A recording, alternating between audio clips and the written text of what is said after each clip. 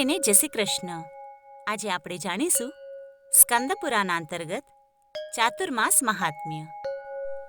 ચાતુર્માસ વ્રતનું મહાત્મ્ય, સંયમ નિયમ, દયા ધર્મ તથા ચોમાસામાં અન્ન વગેરે દાનનો મહિમા જાણીશું.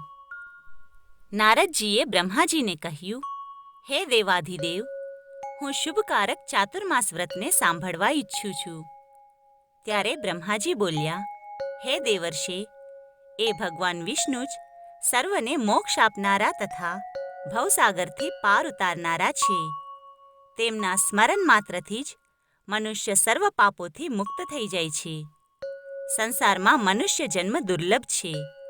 એમાં પણ ઉત્તમ કુળમાં જન્મ મળવો અતિ દુર્લભ છે. કુળવાન હોય તેના માટે દયાળુ સ્વભાવના હોવું વધારે કઠિન છે. આ બધું હોવા છતાં પણ કલ્યાણકારી સત્સંગ પ્રાપ્ત થવો તેનાથી પણ દુર્લભ છે. જ્યાં સત્સંગ નથી, વિષ્ણુની ભક્તિ નથી અને વ્રત નથી, ત્યાં કલ્યાણની પ્રાપ્તિ દુર્લભ છે. ખાસ કરીને ચાતુર્માસમાં ભગવાન વિષ્ણુનું વ્રત કરનાર મનુષ્ય શ્રેષ્ઠ માનવામાં આવે છે. બધા તીર્થ, દાન, પુણ્ય અને દેવસ્થાન ચાતુર્માસ આવે ત્યારે ભગવાન વિષ્ણુના શરણે રહે છે. જે ચતુર્માસમાં શ્રીહરિને પ્રણામ કરે છે તેનું જીવન શુભ છે. સંસારમાં મનુષ્ય જન્મ અને ભગવાન વિષ્ણુની ભક્તિ બંને દુર્લભ છે. જે મનુષ્ય ચતુર્માસમાં નદી સ્નાન કરે છે તે સિદ્ધિને પ્રાપ્ત થાય છે. જે ઝરણા, તળાવ અને વાવડીમાં સ્નાન કરે છે તેના હજારો પાપ તરત નષ્ટ થઈ જાય છે. પુષ્કર, પ્રયાગ અથવા કોઈ મહાતીર્થના જળમાં જે ચતુર્માસમાં સ્નાન કરે છે તેના પુણ્યની ગણતરી થઈ શકતી નથી. નર્મદા, ભાસ્કર ક્ષેત્ર, પ્રાચીન સરસ્વતી તથા સમુદ્ર સંગમમાં એક દિવસ પણ જે ચાતુર્માસમાં સ્નાન કરે છે તેનામાં લેશ માત્ર પાપ રહેતું નથી. જે ચાતુર્માસમાં એકાગ્ર ચિત્તે 3 દિવસ નર્મદામાં સ્નાન કરે છે તેના પાપના હજારો ટુકડા થઈ જાય છે. જે ગોદાવરી નદીમાં સૂર્યોદય સમયે ચાતુર્માસમાં 15 દિવસ સ્નાન કરે છે તે કર્મજન્ય શરીરનો પરિત્યાગ કરીને ભગવાન વિષ્ણુના ધામમાં જાય છે. જે મનુષ્ય તલ કે આમળા મિશ્રિત જળથી અથવા બિલીપત્રના જળથી ચાતુર્માસમાં સ્નાન કરે છે તેનામાં દોષો લેશ માત્ર પણ રહેતા નથી. દેવાધિદેવ ભગવાન વિષ્ણુના ચરણોના અંગૂઠાથી પ્રવાહિત થનારા ગંગાજી સદા પાપનાશની કહેવાય છે. ચાતુર્માસમાં તેમનું આ મહાત્મ્ય વિશેષ રૂપે પ્રગટ થાય છે. ભગવાન વિષ્ણુનું સ્મરણ કરવાથી હજારો પાપ નષ્ટ થઈ જાય છે. તેથી તેમનું ચરણોદક ચાતુર્માસમાં મસ્તક પર મૂકવામાં આવે તો તે કલ્યાણકારી થાય છે. ચાતુર્માસમાં ભગવાન નારાયણ જળમાં શયન કરે છે. તેથી તેમાં ભગવાન વિષ્ણુના તેજનો અંશ વ્યાપ્ત રહે છે. તે સમયે તેમાં કરેલું સ્નાન બધા તીર્થોથી અધિક ફળ આપનારું હોય છે. સ્નાન કર્યા વિના જે પુણ્ય કાર્ય કરવામાં આવે છે તે નિષ્ફળ થાય છે. તેને રાક્ષસો ગ્રહણ કરે છે. સ્નાનથી મનુષ્ય સત્યને પામે છે. સ્નાન સનાતન ધર્મ છે. ધર્મથી મોક્ષરૂપી ફળ પ્રાપ્ત કરીને પછી મનુષ્ય દુઃખી નથી થતો. રાત્રે અને સંધ્યાકાળે ગ્રહણ વિના સ્નાન ન કરવું. ગરમ પાણીથી પણ સ્નાન ન કરવું જોઈએ. સૂર્યના દર્શનથી સર્વ કર્મોમાં શુદ્ધિ થઈ જાય છે. ચાતુર્માસમાં જળની શુદ્ધિ વિશેષ રૂપે હોય છે. શરીર અસમર્થ હોય તો ભસ્મ સ્નાનથી તેની શુદ્ધિ થાય છે. મંત્ર સ્નાનથી, ભગવાન વિષ્ણુના ચરણોદકથી અથવા ભગવાન નારાયણની આગળ ક્ષેત્ર, તીર્થ અને નદી વગેરેમાં જે સ્નાન કરે છે તેનું ચિત્ત શુદ્ધ થઈ જાય છે. ચાતુર્માસમાં આનું મહત્વ વિશેષ છે. ચાતુર્માસમાં ભગવાનના શયન કર્યા પછી દરરોજ સ્નાનના અંતે શ્રદ્ધાયુક્ત ચિત્તે પિતૃઓનું તર્પણ કરવું જોઈએ. આનાથી મહાન ફળની પ્રાપ્તિ થાય છે. નદીઓના સંગમમાં સ્નાન પછી પિતૃઓ અને દેવતાઓનું તર્પણ કરીને જપ, હોમ વગેરે કર્મ કરવાથી અનંત ફળની પ્રાપ્તિ થાય છે. પ્રથમ ભગવાન ગોવિંદનું સ્મરણ કર્યા પછી શુભ કર્મોનું અનુષ્ઠાન કરવું જોઈએ. એ ભગવાન ગોવિંદ જ દેવતા, પિતર અને મનુષ્ય વગેરેને તૃપ્તિ આપનારા છે. ચાતુર્માસ બધા ગુણોથી ઉત્કૃષ્ટ સમય છે. તેમાં ધર્મયુક્ત શ્રદ્ધા તથા સ્મૃતિથી પવિત્ર સમસ્ત કર્મોનું અનુષ્ઠાન કરવું જોઈએ. સત્સંગ, બ્રાહ્મણ ભક્તિ, ગુરુ, દેવતા અને અગ્નિનું તર્પણ, ગૌદાન, વેદપાઠ, સત્કર્મ, સત્યભાષણ, ગોભક્તિ અને દાનમાં પ્રેમ આ બધા સદા ધર્મના સાધન છે. ભગવાન વિષ્ણુના શયન કર્યા પછી ઉક્ત ધર્મોની સાધના અને નિયમ પણ મહાન ફળ આપનારું હોય છે. 2 ઘડી પણ ભગવાન વિષ્ણુનું ધ્યાન અને તે નિરંજન પરમેશ્વરના સેવનથી 100 જન્મોનું પાપ ભસ્મ થઈ જાય છે. જો મનુષ્ય ચાતુર્માસમાં ભક્તિપૂર્વક યોગના અભ્યાસમાં તત્પર ન થયો તો ખરેખર તેના હાથમાંથી અમૃત ઢોળાઈ ગયું. બુદ્ધિમાન મનુષ્યે હંમેશા મનને સંયમમાં રાખવાનો પ્રયત્ન કરવો જોઈએ, કેમ કે મન જો વશમાં હોય તો જ પૂર્ણપણે જ્ઞાનની પ્રાપ્તિ થાય છે. તેથી ક્ષમાના માધ્યમથી મનને વશ કરવું જોઈએ. એકમાત્ર સત્ય જ પરમ ધર્મ છે. એક સત્ય જ પરમ તપ છે. માત્ર સત્ય જ પરમ જ્ઞાન છે અને સત્યમાં જ ધર્મની પ્રતિષ્ઠા છે. અહિંસા ધર્મનું મૂળ છે.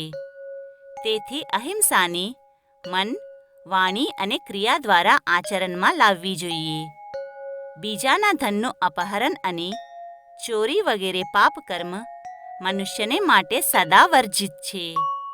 ચાતુર્માસમાં આવા કર્મોથી વિશેષ રૂપે બચવું જોઈએ. બ્રાહ્મણ તથા દેવ સંપત્તિનો ત્યાગ કરવો જોઈએ. ન કરવા યોગ્ય કર્મોનું આચરણ વિદ્વાન પુરુષને માટે સદૈવ ત્યાજ્ય છે. જે સંપૂર્ણ કાર્યોમાં નિષ્કામ ભાવે પ્રવૃત્ત થાય છે, જેનામાં અહંકાર બુદ્ધિનો અભાવ છે, જે જ્ઞાન દૃષ્ટિથી જ જુએ છે, આવો પુરુષ જ મહાજ્ઞાની અને યોગી છે. મનુષ્યના શરીરમાં આ અહંકાર વિષ છે, તેથી તે હંમેશા ત્યાગી દેવા યોગ્ય છે. મનુષ્ય કામના ત્યાગ દ્વારા લોભ અને ક્રોધને જીતે. આવા મનુષ્યના હજારો પાપ તેના શરીરમાંથી નીકળીને હજારો ટુકડા થઈને નષ્ટ થઈ જાય છે. શાંતિ દ્વારા મોહ અને મનને જીતીને વિચારપૂર્વક શાંતિભાવને અપનાવવો જોઈએ. સંતોષથી પણ શાંતિ મળે છે. જે પોતાની કોમળતા અને સરળતા દ્વારા ઈર્ષાભાવને દબાવી દે છે, તે મુનીશ્વર છે. ચાતુર્માસમાં જીવદયા વિશેષ ધર્મ છે. પ્રાણીનો દ્રોહ કરવો એને કદી ધર્મ માનવામાં આવ્યો નથી. તેથી સદા પ્રાણીદ્રોહ ન કરવો જોઈએ. મનીષી પુરુષો આ ભૂતદ્રોહને હજારો પાપોનું મૂળ કહે છે. તેથી મનુષ્ય સદા પ્રયત્ન કરીને પ્રાણીઓ પર દયા કરવી જોઈએ. બધા પ્રાણીઓના હૃદયમાં સદા ભગવાન વિષ્ણુ બિરાજમાન રહે છે. જે તે પ્રાણીઓનો દ્રોહ કરે છે, તેના દ્વારા ભગવાનનો જ તિરસ્કાર થાય છે. જે ધર્મમાં દયા નથી, તે દૂષિત મનાયો છે. દયા વિના ન વિજ્ઞાન હોય છે, ન ધર્મ હોય છે અને ન જ્ઞાન પણ હોય છે. તેથી બધા પ્રાણીઓ પ્રત્યે આત્મભાવ રાખીને તેના પર દયા કરવી એ સનાતન ધર્મ છે, જે બધા પુરુષો દ્વારા સદા સેવન કરવા યોગ્ય છે. બધા ધર્મોમાં દાન ધર્મની વિદ્વાનો સદા પ્રશંસા કરતા હોય છે. વેદમાં અન્નને બ્રહ્મ કહ્યું છે. અન્નમાં જ પ્રાણીઓની પ્રતિષ્ઠા છે. તેથી મનુષ્ય સદા અન્ન અને જળનું દાન કરવું. જળ આપનાર તૃપ્તિ અને અન્નદાન આપનાર અક્ષય સુખને પામે છે. અન્ન અને જળ જેવું બીજું કોઈ દાન ન થયું છે, ન થશે. મણિ, રત્ન, મૂંગા, ચાંદી, સોનું અને વસ્ત્ર તથા અન્ય વસ્તુઓના દાનોમાં પણ અન્નદાન જ સર્વશ્રેષ્ઠ છે. ચાતુર્માસમાં અન્ન અને જળનું દાન, ગોદાન, પ્રતિદિન વેદપાઠ અને અગ્નિમાં હવન આ બધા મહાન ફળ આપનારા છે. જો ભગવાન વિષ્ણુની સાથે સમાગમ માટે વિષ્ણુધામમાં જવાની ઈચ્છા હોય તો તમામ પાપોના નાશ માટે ચાતુર્માસમાં અન્નદાન કરવું જોઈએ. અન્નદાનથી બધા પ્રાણી પ્રસન્ન થાય છે. દેવતાઓ પણ અન્નદાતાની સ્પૃહા રાખે છે. ગુરુ અને બ્રાહ્મણોને ભોજન કરાવવું, ઘીનું દાન કરવું તથા સત્કર્મોમાં સંલગ્ન રહેવું, આ બધી વાતો ચાતુર્માસ કાળમાં જેનામાં સ્થિત છે તે સામાન્ય માણસ નથી. સદ્ધર્મ, સત્કથા, સત્પુરુષોની સેવા, સંતોના દર્શન, ભગવાન વિષ્ણુનું પૂજન અને દાનમાં અનુરાગ, આ બધી વાતો ચાતુર્માસમાં દુર્લભ કહી છે.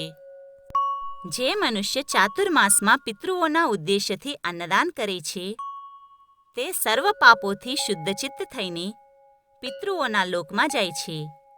તેના અન્નદાનથી તૃપ્ત થયેલા દેવતાઓ તેને મનોવાંછિત વસ્તુ પ્રદાન કરે છે. કીડી પણ તેના ઘરમાંથી ભોજન લઈને જાય છે.